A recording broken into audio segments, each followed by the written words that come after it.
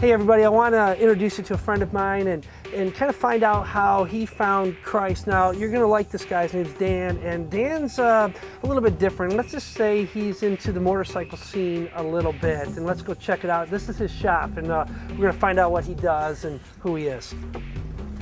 Dan, what's up, man? Hey, Jeremy, welcome. This is your toy shop, huh? Yes, it is. Sweet. You've been working on some bikes, I see. Absolutely. Just a few of them. Oh my goodness, this is ridiculous, man. Yeah. Listen, I want you to share with our people here at Metro about what Christ has done in your life and how one person really in your past kind of had the guts to share faith with you, and it paid off pretty big, didn't it, for you? Absolutely. You know, and let's just be honest. Let's just kind of put it on the table. It's not easy to share faith with a guy like you. Let's just be honest. You're not like the rest of us, you know. It'd be kind of intimidating to share faith with somebody like you. But somebody took that risk and they did it, and the rewards were eternal, weren't they? And so why don't you share your story? Would you like to do that? Yeah, I would love to do that. Yeah, absolutely. My life before Christ was primarily just a drug-infested mess.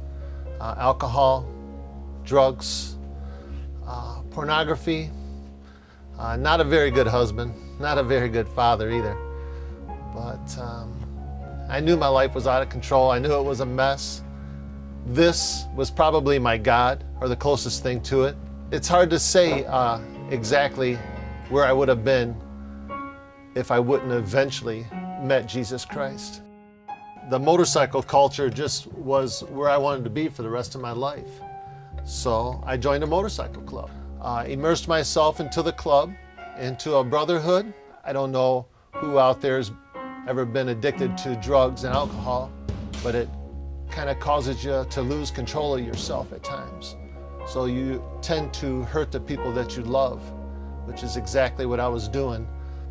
I don't really know where my life would have been without Christ right now. It's actually a really strange story of how it happened. I got into an altercation with a neighbor, and what happened was through a verbal argument, he ended up verbally abusing my wife. I don't know if you know too many bikers or not, but that just don't set well with bikers. So what happened was I decided I was going to kill him. And I knew that I would be taken care of. My club brothers would take care of me, and eventually they would take care of my family, and so many years I'd be in and I'd get out and everything would be back to normal.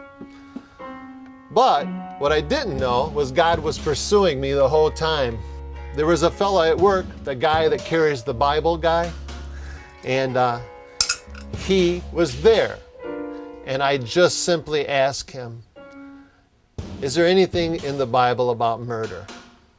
And he opened it up and he pointed, and I read it and I couldn't believe it, and it just totally blew my mind, and I couldn't quit thinking about it. And through a process of talking to him over the next several days, he told me about forgiveness, and he told me the gospel of Jesus Christ.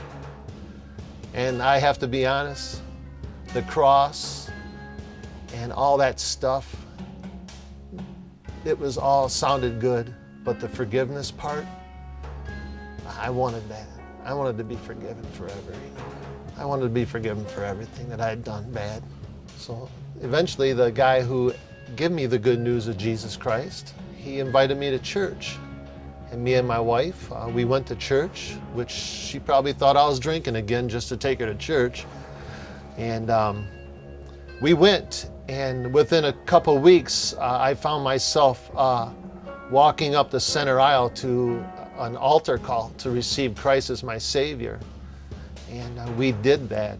So I went to a club meeting down at our clubhouse in Detroit, and I stood up, and during new business in a meeting, I told everybody that I had received Christ as my Savior, that I asked Jesus to come inside of my heart and be my God, be my Lord. And you should have seen the surprise on everybody's face. They just couldn't believe it. But I never left them. I never walked away from my friends. And I know that God is going to do a miracle in their life. I know He is. because that's the kind of God we serve. And just to tell you about amazing grace and miracles, eventually what happened was the very person that I had contemplated, that I had planned to murder, I prayed with that person and he received Jesus into his heart, and his whole family did, just as my wife and my kids and countless others that we've come in contact with.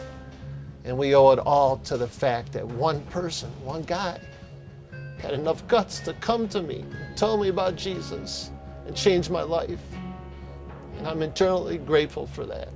And I know I'm going to be in heaven with him just as well with the countless others that I've come in contact with.